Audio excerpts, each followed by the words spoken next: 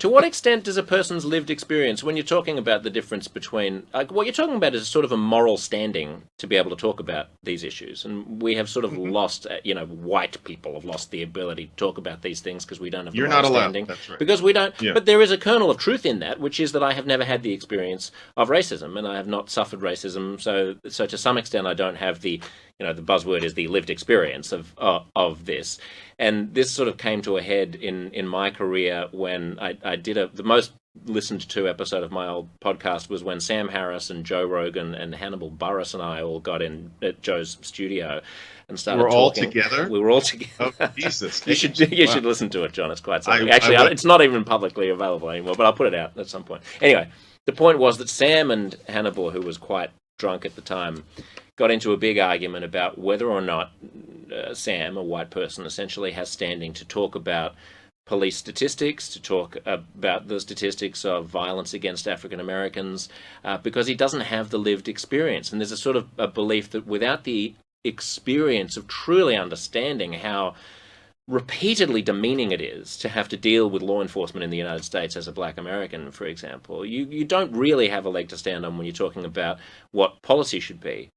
And I think about my grandmother, who was a European Jew who was hunted by the Nazis and then came to Australia as a refugee. And for the rest of her life, that didn't actually give her a more nuanced understanding of anti-Semitism. It actually blunted her understanding of anti-Semitism because she saw anti-Semitism absolutely everywhere. What role does a person's lived experience play in their understanding of prejudice?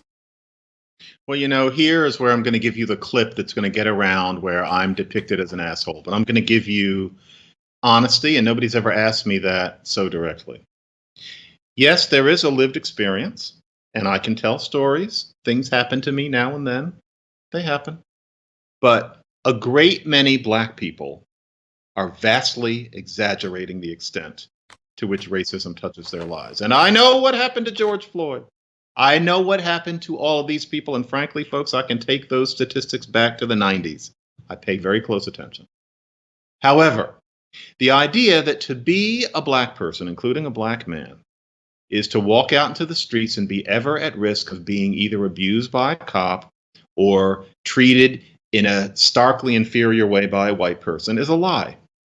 And I'm sorry to say that, but I think that an awful lot of black people today are taught to pretend that that's the case out of a sense of allegiance with our race, out of a sense that white people need to be taught a lesson. And I get it. I can put myself in their heads. I try very hard to. But frankly, many people are thinking, what about what happened to George Floyd? And as I've said in the pages of Quillette, the idea that George Floyd died because he was black isn't true. The facts don't support it. It looks like it. And if you had asked me even as recently as 4 years ago, I would have said that must be it. And I argued that with my sparring partner, Glenn Lowry. He and I disagreed about the cops. We're thought of as these apostates. But I always said with the cops, Glenn, there's no disagreement. But it's not true. For any death that you see like that the cops inflict on someone, and there is a problem with the cops, but I hate to say, it's not as racialized as people say. You have to remember that that same thing almost undoubtedly happened to a white person, often not long before, and we never heard about it. And so, what happened to George Floyd was absolutely egregious, but it had happened to Tony Timpa just 4 years before. And the common answer that black people are killed disproportionately to our numbers, even that doesn't work. Because really what it comes down to is one, and I don't like talking about this because it's so unpleasant, it's about how much crime people commit. And unfortunately, for reasons I think we can all understand, black men in particular commit a disproportionate amount of crime. That can't be denied. Or two, getting into problems with cops is also predicated on socioeconomics.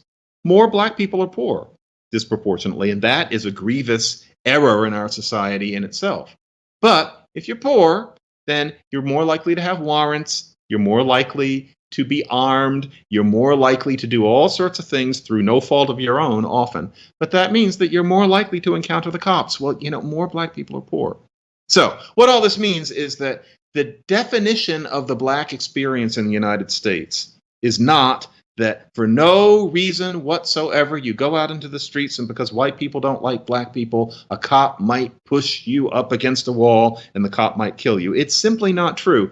And it's interesting. My friend John Wood, who is becoming somebody who's on the list of black apostates lately. He knows his stuff.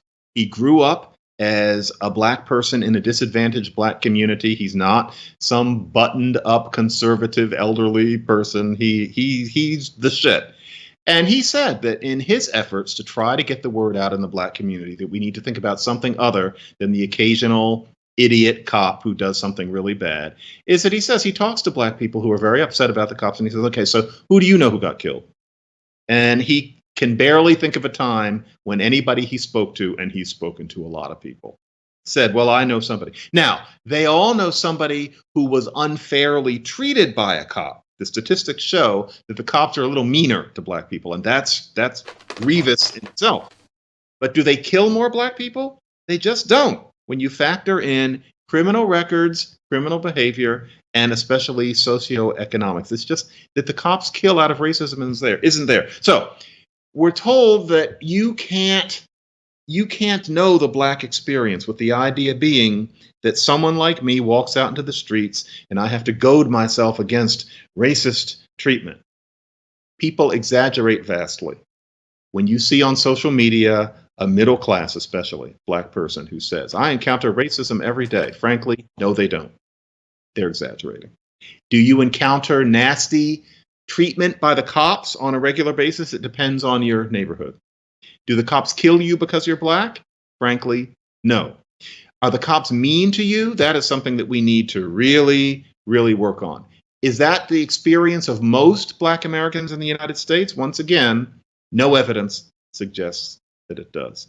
And so, if white people bristle at that idea that if you are white, you can't say anything about race because you haven't had the experience, as if black people now are Jews in Weimar Germany, it's a vast exaggeration. Nobody is consciously trying to manipulate. There's a very complex dynamic going on in the black community where we're encouraged to have a certain sense of cultural fellowship. We are encouraged to not forget the people who we left behind. All of this is perfectly understandable, but unfortunately, a byproduct of it is that we are taught to exaggerate. It doesn't mean racism doesn't exist. I could give you some stories, but I'm going to stop here. But no, our experience is not what we're being told, and that includes with the cops and murder. And frankly, that untruth is at the heart of why the race discussion in the United States right now is at the impasse that it is. John, you just said if